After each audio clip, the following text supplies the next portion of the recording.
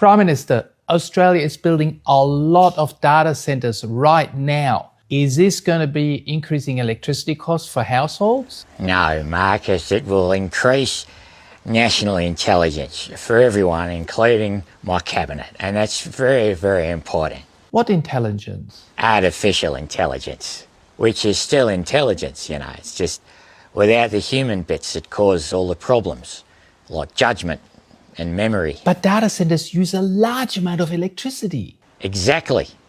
You can't electrify the country without more electricity, Marcus. That's just maths.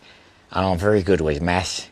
That's how I became Prime Minister. And they will need major expansions of transmission lines. Who's going to pay for that? Well, the grid owner pays, of course. But the grid owner will pass on this cost for sure, won't they?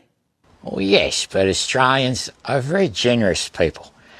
When they're told they're building the future, they love to contribute. Becoming smarter has its price. Shouldn't we ask those multinational tech companies to pay for the grid upgrades so our households don't have to?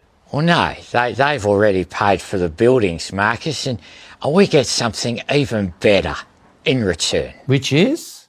Data, lots of it, which means the government can know what its citizens are buying and what they're saying and what they're thinking. That sounds like mass surveillance. That's a very negative word, Marcus, and misinformation.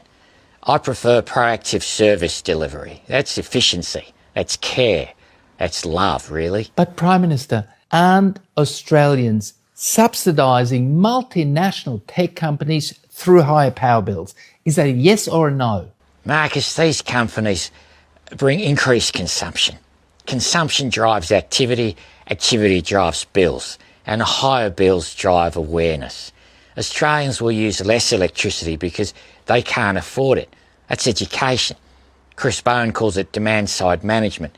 I call it the lesson that arrives every quarter, and it's brilliant, very multifunctional. Households fund the AI revolution that then makes members of these households become unemployed. Which increases workforce availability for nation-building infrastructure. So AI replaces workers. These workers then find employment to build power lines for AI. That sounds like a loop of madness. It's a pipeline. A pipeline to unemployment. A pipeline to opportunity. The previous government didn't have a pipeline at all. We have several, and one of them goes somewhere.